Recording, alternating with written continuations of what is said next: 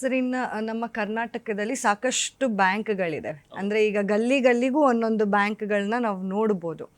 ಅದರಲ್ಲಿ ನಮ್ಮ ಕನ್ನಡಿಗರ ಸಂಖ್ಯೆ ತುಂಬ ಕಡಿಮೆ ಇದೆ. ಈ ಮ್ಯಾನೇಜರ್ಗಳಾಗಿರ್ಬೋದು ಅಥವಾ ಎಂಪ್ಲಾಯಿಗಳಾಗಿರ್ಬೋದು.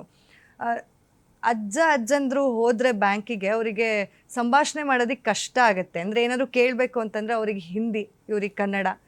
ಈ ತುಂಬ ಕಿರಿಕ್ಗಳು ಕೂಡ ಆಗಿದೆ, ನಾವು ಸೋಷಿಯಲ್ ಮೀಡಿಯಾದಲ್ಲೆಲ್ಲ ನೋಡಿದ್ದೀವಿ. ಅಂದರೆ ನಿಮ್ಮ ನಿಲುವೇನು ಇದ್ರ ಪರ ಅಂತ, ಎಲ್ಲಿವರೆಗೂ ಹೋರಾಟ ಮಾಡ್ತೀರಾ ಇದಕ್ಕೆ ಅನ್ನೋದು? ಈಗ ನೋಡಿ, ಬರೀ ಬ್ಯಾಂಕ್ ಅಲ್ಲ, ಈವನ್ ಪೆಟ್ರೋಲ್ ಬಂಕ್ಗಳಲ್ಲೂ ಈಗ ಕನ್ನಡದವ್ರು ಇಲ್ಲ. ಈಗ ಮೊದಲಿಗೆ ಒಂದು 10-20 ವರ್ಷದ ಹಿಂದೆ ಹೋದರೆ ಮೇಡಮ್, ನೀವು ಯಾವುದೇ ಬ್ಯಾಂಕ್ ಹೋಗಲಿ, ಬನ್ನಿ ಸರ್ ಕೂತ್ಕೊಳ್ಳಿ, ಊಟ ಮಾಡಿದ್ರ, ಏನಾಗಬೇಕಾಗಿತ್ತು ಕೆಲಸ, ಈ ಥರದ್ದೇ ಒಂದಷ್ಟು ಶಬ್ದಗಳನ್ನ ನಾವು ಕೇಳಿಸ್ತಾ ಇದ್ದೆ ಬ್ಯಾಂಕ್ಗಳಲ್ಲಿ. ನೀವು ಹೋದರೆ, ನೀವು ಈಗ ಹೋದರೆ ಯಾವುದೇ ಬ್ಯಾಂಕಲ್ಲಿ ಕಡೋ, ಲೈನ್ ಮೇ ಕಡೋ, ಬಾಹರ್ ಜಾओ, ಬೈಟೋ, ಅಂದರೆ ಆ ಇಡೀ ವಾತಾವರಣಕ್ಕೆ ಒಳಗಡೆ ನೀವು ಹೋದರೆ ಇದೇನು ನಮ್ಮೂರ ಅಥವಾ ಬೇರೆ ಊರ ಅನ್ನೋ ಪರಿಸ್ಥಿತಿ ಇವತ್ತು ನಿರ್ಮಾಣ ಆಗಿರ್ತಕ್ಕಂಥದ್ದು. ಯಾಕೆ ಅಂದರೆ ಈಗ ಒಂದು 2014-12ರಿಂದನೇನೋ ಇತ್ತೀಚೆಗೆ ಒಂದು ನೋಟಿಫಿಕೇಷನ್ ಬದಲಾವಣೆ ಆಗಿದೆ ಮೇಡಮ್. ಅಂದರೆ ಮೊದಲು ಏನಾಗ್ತಾ ಇತ್ತು ಅಂತಂದರೆ, ಬ್ಯಾಂಕ್ ಪರೀಕ್ಷೆಗಳನ್ನ ಬರೀಬೇಕು ಅಂತಂದರೆ 3 ಭಾಷೆಗಳಿಗೂ ಆಯ್ಕೆ ಇತ್ತು. ಕನ್ನಡ, ಇಂಗ್ಲೀಷ್, ಹಿಂದಿ, ಈ ಥರ ಅಂತ ಎಲ್ಲ ಭಾಷೆಗಳಿಗೂ ಆಯ್ಕೆ ಇತ್ತು. ನಮ್ಮ ರಾಜ್ಯದ ಮಕ್ಕಳುಗಳು ಹೋಗಿ ಕನ್ನಡದಲ್ಲಿ ಬರ್ಕೋತಾ ಇದ್ರು, ಏನೋ ಒಂದಷ್ಟು ನಮ್ಮವ್ರು ಬಂದು ಆಯ್ಕೆ. ಈಗ ಏನು ಮಾಡಿಬಿಟ್ಟಿದ್ದಾರೆ ಅಂದರೆ, ಅದನ್ನು ಇಂಗ್ಲೀಷ್ ಮತ್ತು ಹಿಂದಿ ಅಂತ ಹೇಳಿ ಎರಡನ್ನೇ ಆಯ್ಕೆ ಕೊಟ್ಬಿಟ್ಟಿದ್ದಾರೆ. ಬಲವಂತವಾಗಿ ಕೊಟ್ಟಿರೋದ್ರಿಂದ ಏನಾಗುತ್ತೆ ಅಂತಂದರೆ, ಒಬ್ಬ ಹಿಂದಿ ಮಾತನಾಡ್ತಕ್ಕಂಥ ರಾಜ್ಯದವನು ತಾನು ಮಾತನಾಡೋ ಭಾಷೆಯಲ್ಲಿ ಪರೀಕ್ಷೆ ಸಿಗುತ್ತೆ ಅವನಿಗೆ.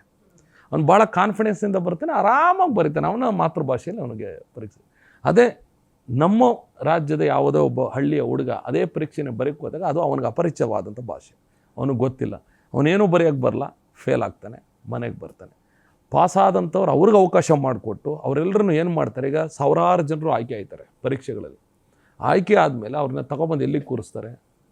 ನಮ್ಮ ಬ್ಯಾಂಕ್ಗಳಿಗೆ ತಂದು ಕೂರಿಸೋದು. ಅಂದರೆ ನಮ್ಮ ಮಕ್ಕಳ ಅವಕಾಶವನ್ನು ನಿಮ್ಮ ವ್ಯವಸ್ಥೆಯ ಮುಖಾಂತರ ಕಟ್ ಮಾಡಿ, ನೀವು ಯಾರಿಗೋ ಒಂದು ಅವಕಾಶ ಮಾಡಿಕೊಟ್ಟು ಅವ್ರನ್ನ ತಂದು ಕೂರಿಸಿದ ಮೇಲೆ ನಾವು ಹೋಗಿ ಕೇಳಿದ್ರೆ, ಇನ್ನು ಹಿಂದಿಯವರು ಸಿಗದೆ ನಾನು ಕನ್ನಡವ್ರು ಸಿಗ್ತಾರ? ಇದನ್ನೇ ಹಿಂದಿ ಹೇರಿಕೆ ಅಂತಂತ ಹೇಳೋದು. ನೀವು ಅದೇ ಪರೀಕ್ಷೆ ಹಿಂದಿಯವ್ರಿಗೆ ಹಿಂದಿಲಿ ಕೊಡಿ, ಕನ್ನಡದವ್ರು ಕನ್ನಡದಲ್ಲಿ ಕೊಡಿ, ತಮಿಳ್ನಾಡವ್ರು ತಮಿಳಲ್ಲಿ ಕೊಡಿ. ಎಲ್ಲೆಲ್ಲ 22 ಭಾಷೆಗಳೇನಿದೆ ಆಯಾ ಭಾಷೆಯಲ್ಲಿ ಕೊಟ್ಬಿಡಿ. ಅವ್ರವ್ರ ರಾಜ್ಯದಲ್ಲಿ ಅವ್ರವ್ರು ಇರ್ತಾರೆ. ನೀವು ಅದನ್ನು ಬಿಟ್ಬಿಟ್ಟು ತೊಗೊಬಂದು ಎಲ್ಲರೂ ನೀವು ಇಲ್ಲಿ ಕೂರಿಸ್ದಾಗ ಏನಾಗುತ್ತೆ ಅಂದರೆ, ಈ ರೀತಿ ಸಮಸ್ಯೆಗಳು. ಮೊನ್ನೆ ನೋಡಿದ್ರಲ್ಲ, ಕನ್ನಡ ಮಾತಾಡಿ ಅಂತಂದ್ರೆ ನಾನು ಹಿಂದಿನೇ ಮಾತಾಡೋದು, ನೀನು ಮಂಡ್ಯದಲ್ಲಿ ನೀನು ಹಿಂದಿ ಬರಲಿಲ್ಲ ಅಂದರೆ ನೀನು ಭಾರತದನ್ನೇ ಬಿಟ್ಟು ಹೋಗು ಅಂತ ಹೇಳೋದು. ಈ ಥರ ದಬ್ಬಳಿಕೆ. ನೆನ್ನೆ ಒಬ್ಬರು ಟ್ರಾಫಿಕ್ ಪೊಲೀಸ್ಗೆ ನೀವು ನೋಡಿದ್ರೆ ಎಷ್ಟು ಅವಾಚ್ಯ ಶಬ್ದಗಳಿಂದ ಮಾತನಾಡ್ತಕ್ಕಂಥದ್ದು. ಆ ಸುಪ್ರಿಮೆಸಿ ಅಂದರೆ ನಾವೇ ಇಲ್ಲಿ ಪ್ರಮುಖರು ಭಾರತದಲ್ಲಿ, ನಮ್ಮ ಕೆಳಗಡೆ ಇನ್ನೆಲ್ಲ ಅನ್ನೋ ಒಂದು ಮನೋಭಾವವನ್ನು ಅವ್ರಿಗೆ ಮಾಡ್ತಾ ಇರ್ತಕ್ಕಂಥದ್ದನ್ನು ನಾವು ಒಪ್ಕೊಳ್ಳೋಕೆ ತಯಾರಿಲ್ಲ. ಇದು ಪ್ರತಿದಿನ ಪ್ರಶ್ನೆ ಮಾಡ್ತಾ ಇರ್ತೀವಿ, ಎಲ್ಲಿವರೆಗೆ ನಮಗೆ ಕನ್ನಡದಲ್ಲಿ ಪರೀಕ್ಷೆ ಕೊಟ್ಟು ನಮ್ಮ ಕನ್ನಡ ಅಭ್ಯರ್ಥಿಗಳು ಬಂದು ಬ್ಯಾಂಕಲ್ಲಿ ಕೂತು ನಮ್ಮ ಕನ್ನಡದ ವಾತಾವರಣ ನಿರ್ಮಾಣ ಆಗೋವರೆಗೂ. ಈಗ ನೀವು ಹೇಳಿದ್ರೆ ಒಬ್ಬರು ಅಜ್ಜಿ ಒಳಗಡೆ ಹೋದರೆ, ನಾನೇ ಕೆಲವು ಕಡೆ ಬ್ಯಾಂಕ್ಗಳು ನೋಡಿರ್ತೀನಿ, ಚಲನ್ಗಳು ಕನ್ನಡದಲ್ಲಿ ಇರೋಲ್ಲ. ಅವ್ರು ಏನು ಬರೀಬೇಕು ಮಾಡಬೇಕು ಅನ್ನೋದು ಗೊತ್ತಿರಲ್ಲ, ಹಿಡ್ಕೊಂಡು ತಿರುಗ್ತಾ ಇರ್ತಾರೆ, ಯಾರು ಕಲರ್ಸ ಇದನ್ನು ಬರ್ಕೊಡಿ ಅಂತ. ನನಗೆ ಕೇಳಿದ್ದಾರೆ ನಮ್ಮ ಒಂದಿಗೆ. ಹೌದು ಇಲ್ಲ, ಗೊತ್ತಿಲ್ಲದ ಭಾಷೆಯಲ್ಲಿ ಅವ್ನು ಏನು ಬರೀತಾನೆ, ಹೇಗೆ ಬರೀತಾನೆ, ಅವ್ನಿಗೊಬ್ಬ ಹೆಲ್ಪರ್ ಬೇಕು.